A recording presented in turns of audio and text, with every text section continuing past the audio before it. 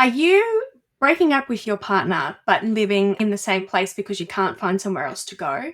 Well, today's episode is going to give you 9 considerations to think about when going through your separation or divorce. Welcome, Mum. Hello, Laura. Hi, everyone.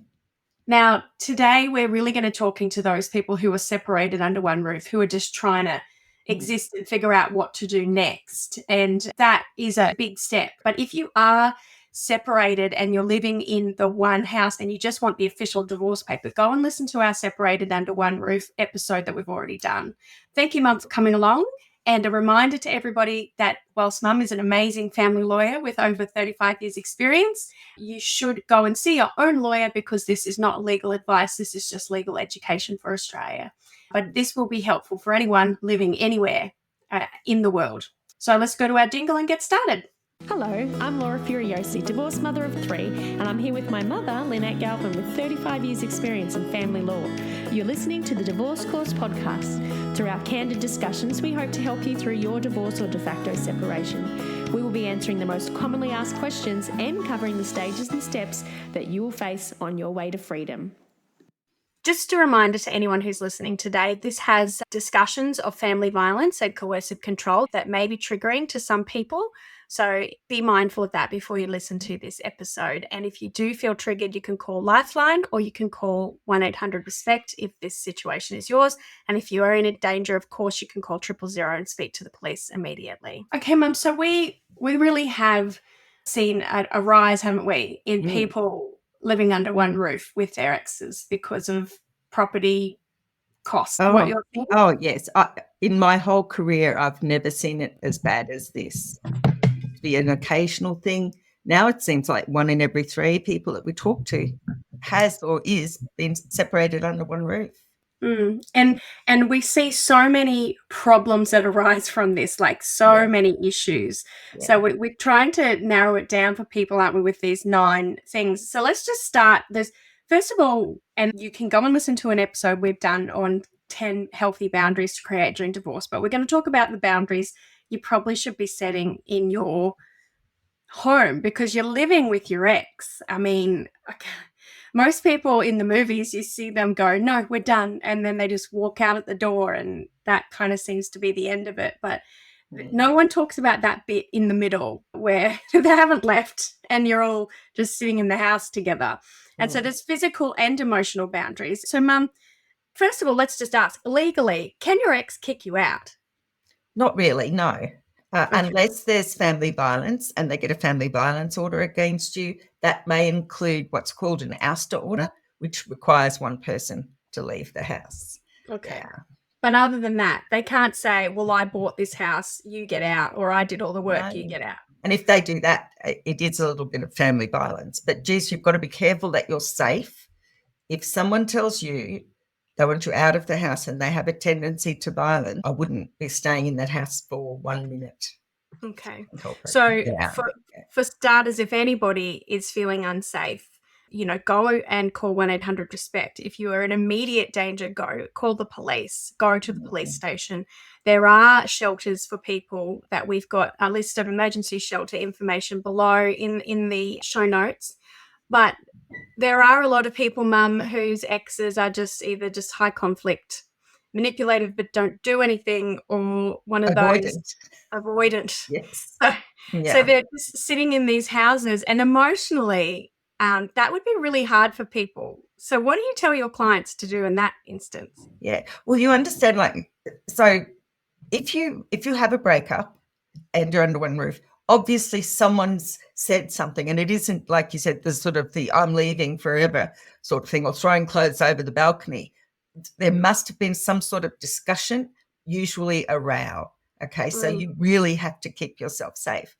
I've heard of people who move in where one person moves into the lounge and sleeps on the lounge chair, but that makes that person vulnerable. Plus, they're sitting there, you're like the log on the lounge, and people got to be told past to make a cup of tea or any of that. So try to make the best of the home that you've got. If it means the kids have to bunk up together in one room, so be it. Get yourself a room. Make sure you can, lock it, to be honest. Make sure you can lock it. And just It's horrible. But yes, try to sort of work out spaces. The most successful, if I can call it that, most successful under one roof separations happen in two-story houses where someone just goes downstairs. Right. And the other person lives upstairs, and you set up a makeshift kitchen downstairs. Right. Okay. So lots of people are doing that right now. So there's no need to be feeling bad for yourself. I do know a lot of people worry about the kids seeing that, and we're going to talk about kids a little bit later on.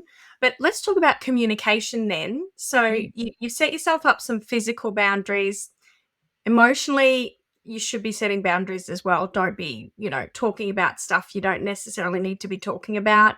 If there's an issue that you guys had a big fight over, it's not like you're going to convince them otherwise. Perhaps, marriage counseling maybe, but don't do it yourselves. It's time to have a break from that. But communication-wise, Mum, what are some of the mistakes you see people make in the legal world of communicating when they're together still under the one roof? Yes, and this I think applies before they divorce, before they actually separate as well. That really, if they're in a shouty relationship with each other in front of the kids, those are mistakes. Make sure you don't send any texts that might compromise you. I've seen many cases, I think you have too, Laura, where someone will send the person we're talking to a really awful text, and they quick as a flash fire one back, and then the ex only puts their message before the courts or shows it to the police and doesn't tell the whole story. So you really have to be restrained. And if you are going to discuss anything, even in a civil manner, it's really not, I wouldn't do it in the house. It just pollutes the energy of the space, I think, without sounding too airy-fairy. I think you need to be in a neutral space, probably with the mediator, and certainly not in front of the kids if you've got any kids.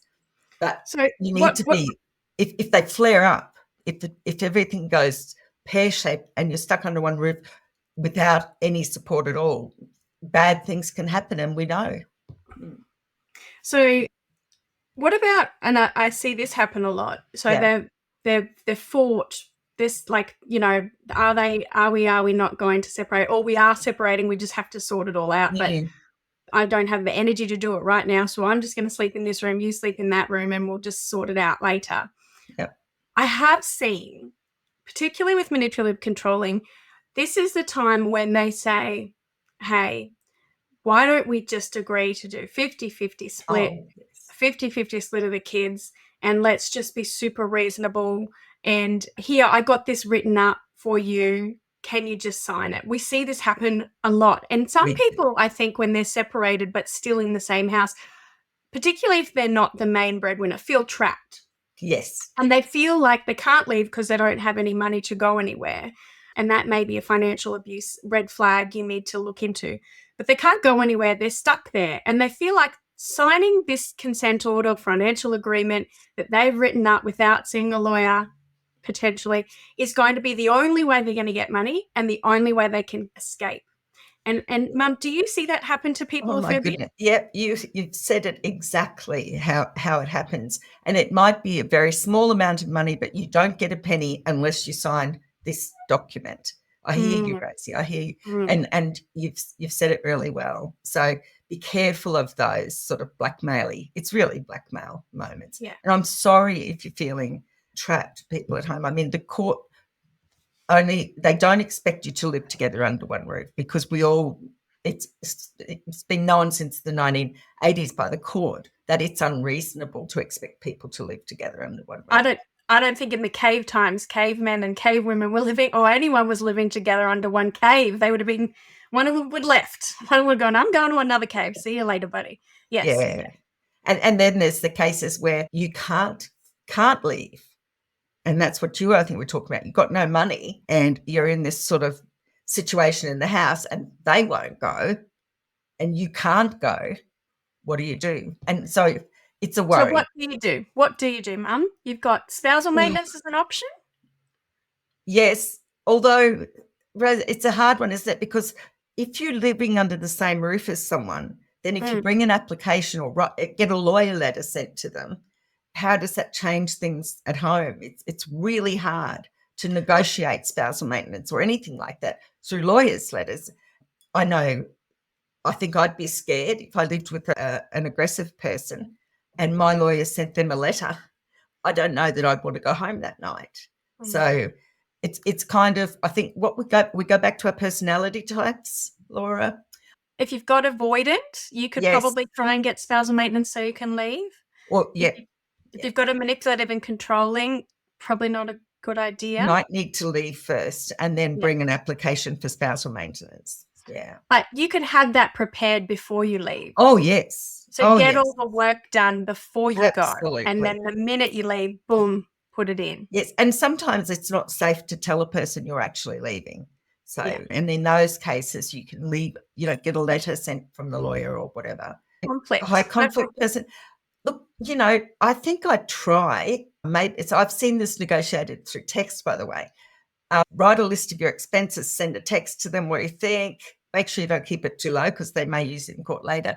Ask them for X amount of dollars and let that person beat it down to another figure, a lower figure. And then you might get something out of them.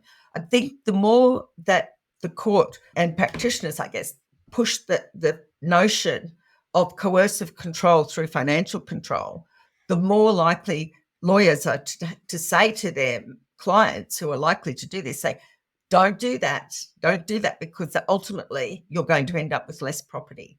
And that's with the amendments to the Family Law Act, which are coming through on the 10th of June this year. Right. So realistically, you can, if you feel like you're trapped on the couch, get prepared and see if you can get maintenance. If you feel like you've got an avoidant who's on the couch and won't leave, log in the lounge room. Yeah. Go and listen to our Gold Digger episode, and that gives you some great steps. But also you could do the opposite and offer them spousal maintenance to get them out of the house. Yes. But then there's also child support. A lot of people don't know. You can apply for child support whilst separated under one roof. So if you are worried that you couldn't leave because you can't afford to look after the children, if you can get child support and spousal maintenance, that may help you until property settlement. And then that way you're not signing a horrible, bad agreement just so you can get some money to live. And in some circumstances, you can get Centrelink payments as a family benefit payments. So tee it up with Centrelink, tee it up with the child support agency. That can all be ready before you take that leap if you need to take that leap. I think we forgot to talk about amicable under one roof. Yes, yeah. And amicable people under one roof, that never used to happen really. But now with the financial issues that people have, you are sometimes separated under one roof. And the trap there, I guess, it's probably a good trap to have, is that you continue pretty well as normal, only you'll have maybe separate sleeping spaces. And you roll along, and it can become almost like you were married again or back together again, with you cooking the meals, they may do your washing, and that come kind of like a flatmate, which is great and fine and probably good for the kids if both parents are there, if there's kids. But it is an issue, and I know we won't go to talk too much about the legal side, but it is an issue when you ultimately apply for divorce because you've blurred that separation line a little bit. So, yeah. But you need to make sure you're not blurring the line. Go and listen to the Separated Under One Roof episode where we tell you how to make sure there's a really definite line between when you're separated and when you were together. So good one there. And here's a tip. It's not having sex. That doesn't count. Whether you have sex or not, it doesn't count. And I always say, and I think it was a judge that said this, there needs to be something different between the day before you separate and the day after you separate. There needs to be a different quality to that relationship. Whilst we're on that as well, just a reminder before we jump into the co-parenting part, it might be a really good idea if you are trying to negotiate and it's amicable spousal maintenance or child support or whatever, maybe set a time where you talk about that with your ex and have a clear boundary when you are not going to talk about those things. Because every time you see them, maybe walk down the hall, you see them, you don't want them to say, have you thought about it yet? Or are you going to agree to that yet? So maybe you could say, okay, let's try and do this if it's safe and if they're the right personality type. Let's try and organize this. But I want to set a clear time that we talk about it. And it's only in those times that I want to talk about it, because otherwise your life is just going to be trying to either hide from them or just it would just be horrible. You know what, though, Laura? Yeah. Even if you're not talking about it, you will be thinking about it nonstop. And you're thinking about if you've had an uncomfortable, let's say, discussion, perhaps at a local coffee shop or out in the park or something, then that changes people's feelings. And then if you cut off that discussion, it can be really yucky. So if you don't have to talk about stuff, I mean, some people are separated under one roof not because they can't afford to leave, but because they want to get the best deal that they can. And I think it's important for you to know, everyone, you don't have to live in the house to still have a claim on the house. Brilliant. Yes. Yeah. That's a very good, because I do hear a lot of people who were refusing to leave because they feel like that if they leave, they don't get the house. But it does, when it comes to stuff, can potentially bite you in the bum with stuff. So make sure if you do go, you take the stuff you like. Talk about the co-parenting. A no-brainer. Try and avoid conflict in front of the kids. Like, that's a no-brainer. Don't fall into the trap, though, where if you were the primary carer, but if that's how you want it to continue, fine, but continue to be the primary carer. But don't fall into the trap where you're separated and then they just start going out every night or doing stuff and you're doing all the parenting and you guys wanted to share parenting. Like, set a schedule up, set a timetable so that you get a break too. Don't you think, Mum? And the kids that's get really good time with both parents. Yes. In a healthy way. And you get that person who's perhaps been disinterested and suddenly become parent of the year or want to be. And kids love that. Normally, if they've had a disinterested parent, they think the sun's come out, Yes. But if they're manipulative and controlling, this may not last and it can break the kids' hearts, I guess. So, yeah, there needs to be boundaries. And the upstairs, downstairs works well. They sleep a couple of nights downstairs, a couple of nights upstairs. The kids move between the places. Really? Yeah. Yeah. Okay. Well, even you could just say, hey, I'll do dinner for the kids, Monday through to Wednesday, and I'll have dinner with them. Can you maybe just go somewhere else for dinner or go to your room for dinner? Or, like, if the kids don't notice, like, without making it obvious, and then I'll take the kids to school Monday to Wednesday. But like you said, Mum, there are manipulative, controlling who've gone to see a lawyer and they've realised, oh, wait, if you get the kids more, you're probably going to get more money. Or I've never done anything with the kids. I need to step up my game so I can get more kid time after separation. So you need to kind of protect your time with the children. So setting up those boundaries and saying, all right, so you can do school run from here to here. I'll do this from here to here.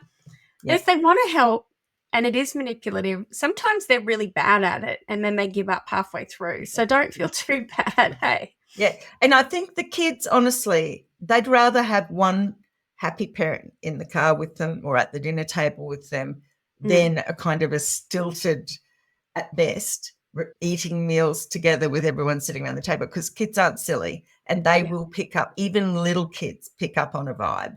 Yeah. Yeah. Oh, and they will pick up if you guys don't back each other. They pick up so much, especially little. I don't know what it is about little kids. I used to be a primary school teacher. They can pick up when you're not feeling well. If you've got a headache, the kids would muck up in my class. They'd know. And if you had a bad day, they'd know. And so you really have to both, even though you're separated, you are going to have this co-parenting relationship if it's a safe one in the future. You might as well set it up to not fail at the start and say, okay, don't let the kids go to one parent and say, can I go to Disneyland? And that parent say no, and then go to the other parent and say, can I go to Disneyland? And the other parent say yes. Really, it happens all the time. So don't let that together. Don't let that manipulation happen, because the kids will step it up. So have a time to talk about co-parenting things if it's amicable. Set that time as well and be unified. Okay, so basically you are going to set yourself up a parenting plan before you've even left the house, is what we're saying. Now, number 5, Mum, is managing finances. And we've done an episode you can go and listen to in depth called Income, Savings and Expenses, on what legally is what. But, Mum, can you explain that a little bit? Legally, who's supposed to pay for what? And do you have to keep all your money in the joint account until you're fully divorced, or can you pull your money out and start living separately? Financially.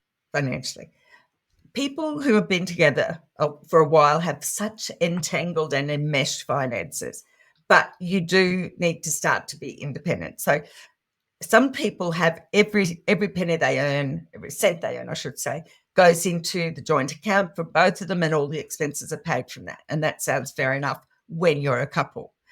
When you're not a couple, I usually talk to my people about perhaps go to a different bank, set up your own account. If you're getting wages or if you're getting parenting payments or child support or anything, get it into that account and tell your ex that you're fine if they get their own account, but agree on amount of money that needs to be paid every month or week, and put that money into the joint account and keep your other finances separate, even if every cent you get has to go in the joint account, or nearly every cent. If you've got an account shared with your ex, they can see your movements, they can quiz you on what you spent your money on, and it just melts away at your newfound quasi freedom. Okay. Yeah. Now, far as the law is concerned, mortgages or landlords, as far as they're concerned, both of you are liable. And if they can't get one, they'll get the other, and you each have to pay. So that you may need to have some discussions with the bank. If your name's on the mortgage. If your name's on the mortgage, that's right. Yeah. You might have to have a discussion with the bank. They have hardship and DV deals that you can do, or things that you can do. Also, you might need to talk to the landlord, because someone's going to have to pay that rent. And then when someone moves out, because they have to get somewhere to live, usually, and that costs money, then the person who stays in the house, they call the former matrimonial home, the person who stays in the former matrimonial home, they should be paying their expenses. That's what the court expects. Paying their own expenses, not the person moving out. The person who stays in the house pays the mortgage, the light bills, the gas, electricity, everything. Yes, and arguably rates and electricity, rates and insurance. So, but if you don't have enough money for that, then if the other person's safely out, then you can really quickly bring an application for maintenance in usual cases. Mm-hmm. In fact, I'd say if you're under one roof and the other side is showing no signs of moving out, it really still would be in your interest, I think, to get child support ready to go. So you just hit the button, get Centrelink prepped and ready, so that when and if they do leave, you're not stranded with no money at all. So let's talk about managing finances based on the 4 personality types, okay? Because you've got your household expenses, you've got kids stuff, and it's a good idea to document it no matter what type of personality you've got. So you've got the amicable. So you guys could sit down, look at all the bills, figure out who pays what, create a joint account for all the bill stuff, keep your own separate accounts, and just keep treading water until you have property settlement. And then that would be great, right? And that'd be wonderful, yes. Decide who moves out, who can afford to move out, and who can afford to stay in the house until it's time to be done, or whether you just stay together in the house until you get your property settlement. High conflict, Mum. That would be a little bit trickier, but could it be done? Yeah, that would be a terrible candidate to be separated under one roof with. Yes. But yes, if they don't agree, okay, if they won't do that, no, you're going to do this. Or they might say, I'm going to pay the mortgage because they somehow think that's going to get them some more ownership of it. Then you're going to have to ignore their side and just do your side. Set up your own account, definitely. And always, don't want them arguing over every cent. And ring the bank if there's a loan, ring the landlord if there's a rental, and say, look, I'm going to pay my half if you can afford it, and my ex is going to pay their half. And you may have to be negotiating with the bank because sometimes high conflict won't pay. I think it's important to note right here, we've done an episode on mortgages, who pays the mortgage, like a whole episode. Go and listen to that one if that's your drama at the moment, because there are some strategies you can use and there's some things you need to know, because yes, just because they're paying the mortgage does not mean it gets added back later. So there are things that are important to know here. So, Mum, with manipulative and controlling, is it better maybe to go and have a look yourself at all the income and outcome, too right, and make a list of all the bills, and then maybe keep tabs on that? Ask them if they'll pay half. Yep. And don't trust them necessarily. So ring your insurance companies, check in the bank statements all the time. Yes, I think with manipulative and controlling, I talk about people getting their comeuppance. Their comeuppance is coming on the 10th of June, I hope, because that sort of behaviour, if they've got the money to pay and they don't, or you've got the money to pay the mortgage and those other things and you don't, then not only are you sort of depriving a person of spousal maintenance that they might succeed if they go to court, but your failure to do so willingly, or their failure to do so willingly, is great evidence of just what we said, a manipulative and controlling person, which the family law act now calls coercive control, which we have occasionally called a narcissist. But that sort of person, while they think they're being very clever, is actually putting themselves out there for what they really are. So, and it can affect property settlement. It can. And if you don't have access, it's hard to believe in the 2020s that both people don't have access to the mortgage, the bank accounts and that, but there are people who just get housekeeping money, like someone in the 50s. Stay-at-home people are particularly vulnerable. Yeah. So, yes, but it takes a long time for their uppance to come. If you are one of those people, please go get our checklist on things to try and find out and get copies of, and really just get across it all. But anyone who's listening, if you're separated under one roof, in the ideal world, if everybody kumbaya and get along, you would make a list of all the stuff and then try and split it fairly in the meantime while you're treading water. But if one person leaves, then they're going to pay their own bills and rent at some other place, and you'll be footing the bill at that place. So decide, and you can have that discussion. Can I afford to stay? Go and talk to Centrelink, go and look at spousal maintenance options. But you do have to kind of think about this stuff. I think a lot of people get separated under one roof and they just think it's all too hard. And then they stay separated under one roof for years, like just limbo. Yeah. Also, if you can't afford to pay the payments to stay in the house and the other person can afford to pay the payments and you ask for spousal maintenance, that should be part of what you get as spousal maintenance. I think amicable people, and maybe to some extent just the plain old high conflict sort of person or avoidant and amicable person, that discussion could be had early on and maybe even a little written agreement done. But, if they have no intention of making the payment, Laura, if they have no intention of paying and you can't afford to stay, doesn't mean you can't stay. That just means that you need to get spousal. Yeah, that's right. Okay, so the next step is, obviously, some of you, if you do that and try and do it all in writing by email or say, hey, let's have a talk. I've sent you an email. Can we talk about it? Or text. Dealing with conflict. Okay. So obviously fights happen, especially if they've separated. They've decided either they don't like each other or they've done something horrible, or goodness knows why people break up, but any of those reasons, which would be a flare point if it gets brought up. Yep. So there are some really, really bad things that can happen in these times. And it's usually really looked at with a microscope of the court more than any other time. They don't look at when you were getting along well. They don't look at when you were doing the best behavior and holding your tongue. They're going to look at when you lose your biscuits. Yes. So what kind of warnings do you have for anyone listening about fighting and conflict in this moment? You're invited to our free webinar. Whether you're stuck at the beginning of deciding to divorce or you're struggling to find your way through the legal jargon and fear of the unknown of the legal process, we are here to empower you to take control. Join us to learn what steps you can take, followed by a live Q&A where you get Lynn, my amazing mum, and family law accredited specialist to answer your questions. All you have to do is go to www.thedivorcecourse.com.au and click on Reserve My Seat. We'll see you there. Hurry, spaces are limited, so don't miss out. Register today.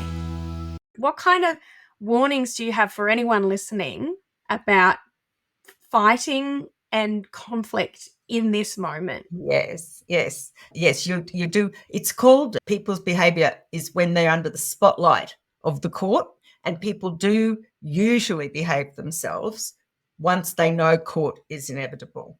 But everyone if you've separated or you're separating under one roof, assume everything you say and do will find its way into an affidavit. Even if they richly deserve what you said, avoid venting. You might have to do meditation or something, but don't.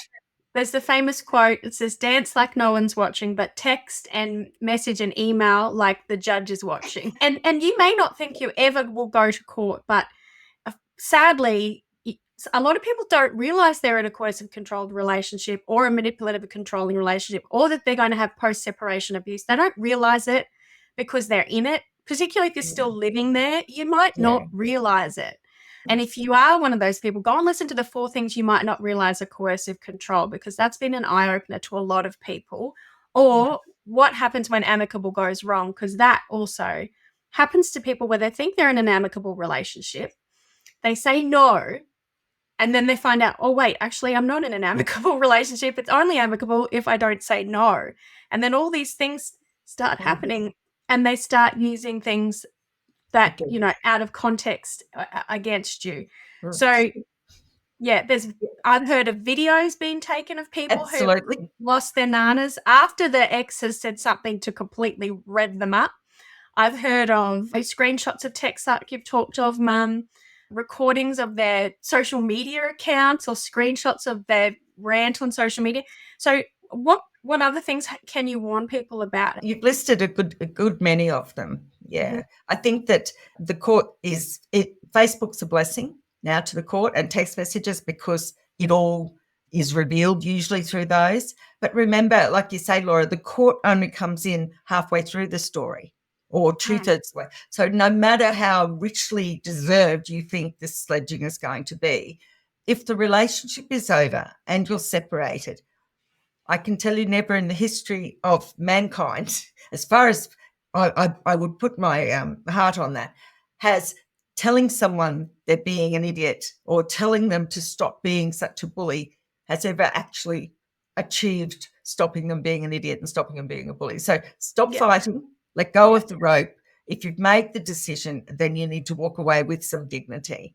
And if you feel like you need to vent, don't vent on socials. Just don't. Just go get a journal. Okay. Yeah. Or just, like you said, go and see a psychologist. But even seeing a psychologist, I've heard that the manipulative controlling people can subpoena your notes if you end up in court, and then they use those notes. But protected confidences and your psychologist notes may not now be so readily available to the court. Okay, so may trust it. All these new rules, Mum. I just don't yet. I know you're so confident about it, but I want to wait till I see it. I want to see it in action. Well, I reckon where kids are concerned, I think the judges will still let that evidence come in, will still let people subpoena, because they're looking at each of you. If your ex is making comments, and let's face it, you're probably in therapy from the relationship, then you may go back to your therapist and it may all be about them, and then they want to know what you said. It's just awful. And maybe once there's a bit of case law, like it only comes in on the 10th of June, I'll be able to give you some indication of how the court goes. Yeah. But at the moment, we only know what the legislation's going to be. Yes, and Mum's saying 10th of June 2025. So that kind of leads us into prioritising your self-care. And I know that sounds wishy-washy. We've already kind of talked about seeing a psychologist, but being aware that those notes can be subpoenaed, but maybe 10th of June they won't be able to do it so readily. But that's not the 10th of June yet. But, creating yourself a new routine, setting yourself up, even though you're still in the same house and it must be horrible, why not redesign your space? Why not redesign your life?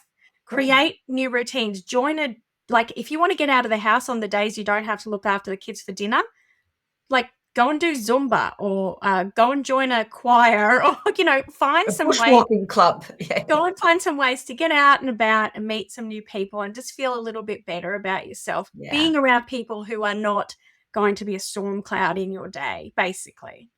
And just, is that us, Rose? I think I wonder, I have heard people say, I can't bring myself to listen yet. And I know, because we talk about it all the time. That's all we do. But you can our listeners can control when they hear that. Yeah. Whereas when you're under one roof, you're on eggshells because you don't know when the flare-up's going to be said or a comment's going to be said. So, yeah, get yourself out of the house and do other things. And I always love doing a vision board, and I'm not a hippie. Not that I have anything wrong with hippies, but I've had mummies, but I 100% love doing a vision board, and I did one after separation. Yeah. And I put on there everything that I wanted to see moving forwards in my life. And it all did happen. It took 3 years to happen, but it all did happen. So why don't you do that? Kind of focus forwards. I know you've got to deal with the past and you've got to deal with sorting all this out, but you can have some focus forward moments. So, Mum, that gets us on to the next one, which is prepping for the next steps. So they do have to eventually organise all this and sort this all out, because we've basically been talking about treading on water. This is what you do where you're treading on water. Yeah. And if you haven't listened to our car episode, go and listen to that. We did that last week. That will help you decide what happens with the cars while you're treading on water. But, Mum, what kind of things can people do while they're separated under one roof to prepare for the eventual, sorting out property settlement and children's matters? I think one of the most important things you can do is document what's in the house in case you leave one night in your pajamas and there's no going back in, because there is a kind of finality when someone moves out. There's Davis's case, which is, I think I was talking to you about it before, Laura. It's actually a 1982 case. So it's only 6 years after the Act came in, that says it's unreasonable to expect two people to live under one roof when they're separated. Therefore, if someone asks the court for an order for sole occupancy, then it might be you that gets it. It might be them. So quickly video everything in the house one day when it's safe to do so and they're not around, okay? And in the drawers and in the filing cabinet. If you've got time, if people still have filing cabinets, if you've got time, you can start to take your really precious things and maybe things like your passport and certificates, get that out of the house to a trusted friend. For me, some of the things I took were my musical instruments and I got them out of the house. If you know how observant your ex is, they may not notice it. If you're taking some stuff quietly, bit at a time out of the house, the stuff that you can't replace, the sentimental things. Baby scrapbooks, Yes. I did like a little baby scrapbook for each child after they were born. It got less and less easy to do it as I had more children. Yours is rubbish. I did it too. Yours is, do you want it?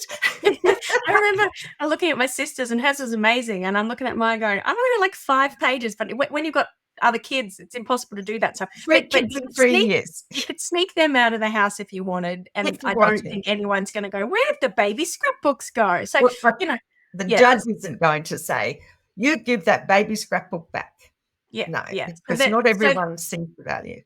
Yeah. So if it is important to you, then those things you can do. We've also got the checklist of kind of financial things that you should be starting to look for. If you think you've got a manipulative, controlling ex who's going to be a nightmare with disclosure, which is showing bank statements, showing their superannuation information, all of that, you could, if it's safe, try and get that information before you go.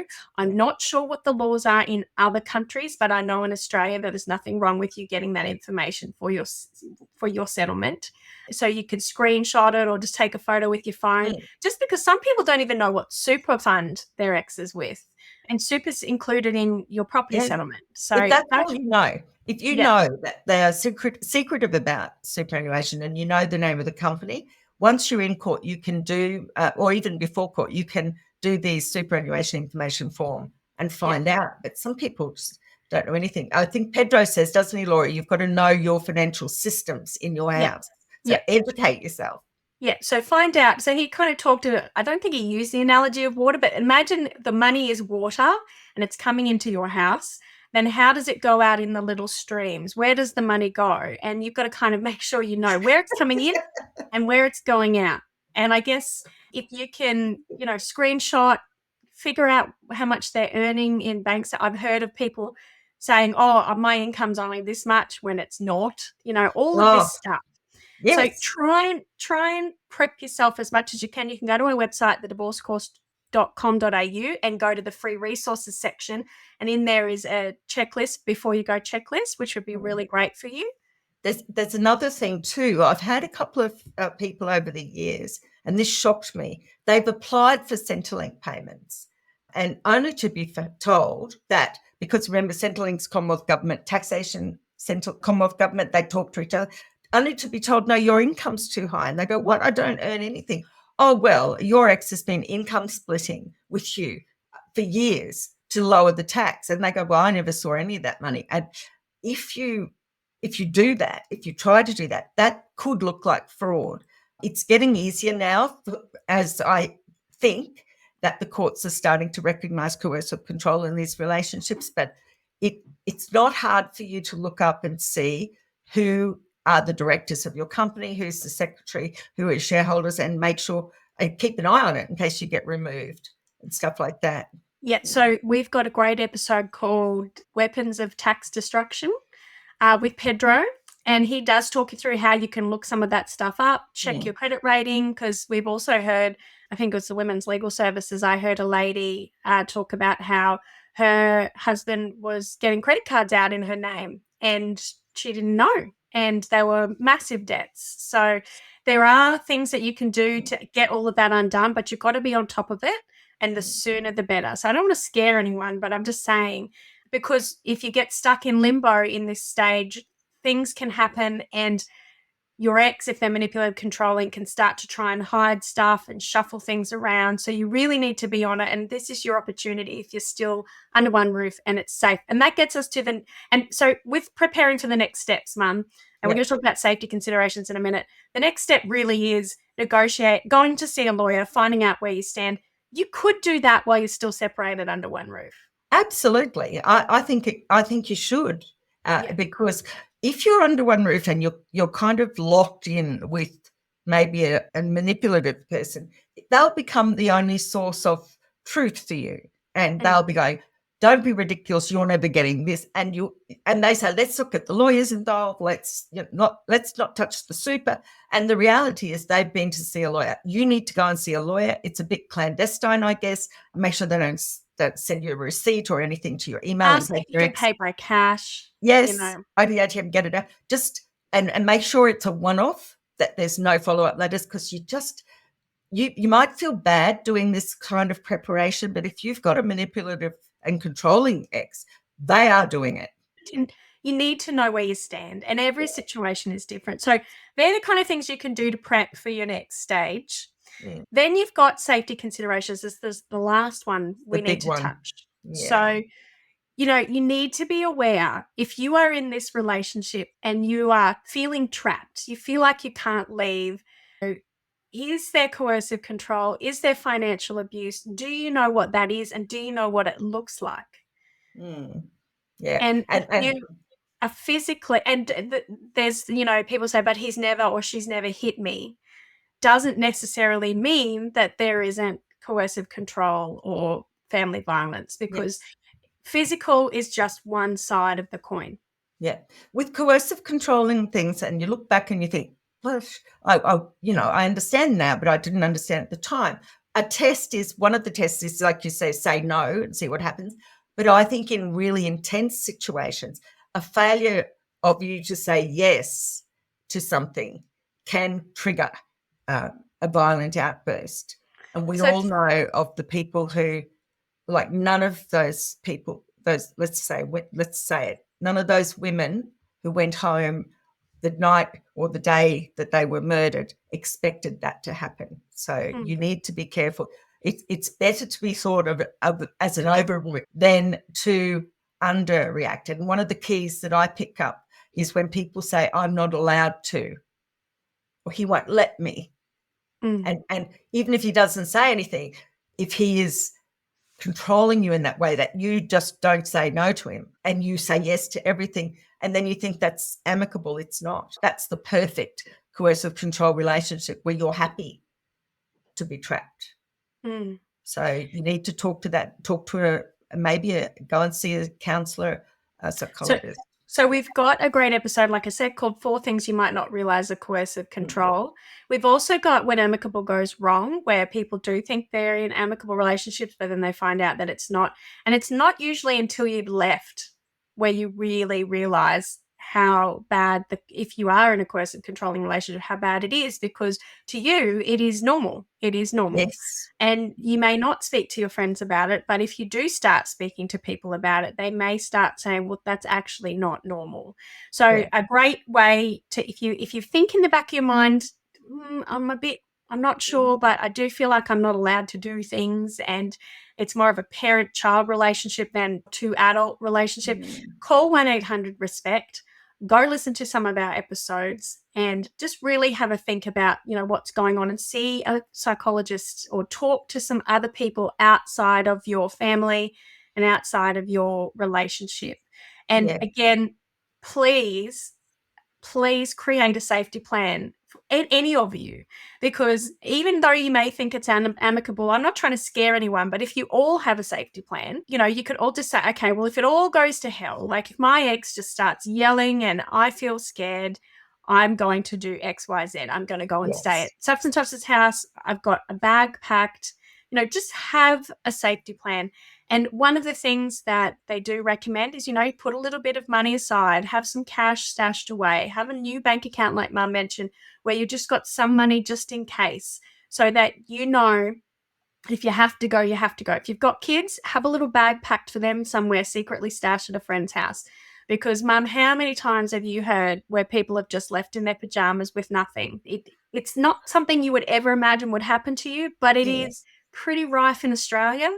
I'm just going to put in here the trigger warning. Well, and it has been forever. Like I started in legal practice in about 1985, 86 as an article clerk. And the first example of it was a woman who couldn't stop crying. So my boss sent her up to me and she said, I left in my pajamas running down the road with him shooting at us. They lived on a cane farm. And if you are in living under the same roof, I wonder how many of those are economical, and how many for the money side, and how many of them are just because the other person won't leave. And if you've got kids and you've been the person who stays home most and they won't leave, I'm telling you, that's a red flag for me for coercive control. So ask yourself, if they've got an income that would let them leave, have they got a mother to go to or a father? Have they got somewhere else to go? If they won't go, if they're really forcing themselves on you and the children, then I think your under one roof is more densely packed with coercive control than any other sort of separation. That's what I'm saying. So just a reminder to anyone that just listened to that, if you do feel triggered by that, please call Lifeline. If you are wondering, please call 1-800-RESPECT and just talk to somebody about it. And Mum, finally, I guess, I know that's kind of a bit of a downer to end it on, but you've got to remind yourself when going through this whole process, you're right at the start, or maybe you've been sitting in limbo for a little while in this space, but it's taking one step at a time, and you are going to get there. You're going to get out. You're going to get this sorted. It's going to happen. I know when you're at this stage, it feels like the whole weight of everything is on you, and the to-do list is a million miles long, and you don't even know what it is you have to do.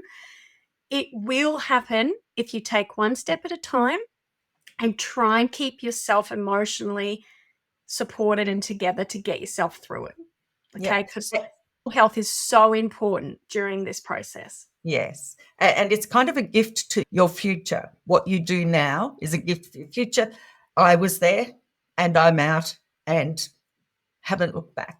You will all, like we see people all the time, don't we, Laura, who come to our Q&As and then they drop off because it's all sorted. You see them go through the process. Yeah. You see them take those steps and go from, I don't know what to do, to just wondering, oh, this form, blah, blah, blah. What do I put in this? I think that's right, Mum. It is a gift to your future self. I know a lot of people just, maybe they're sleeping on the couch and their exes come up at midnight saying, I've written this agreement. I'm going to get 80% of the property. You're going to get 20%. If you sign it now, I'll give you it in cash and you can leave.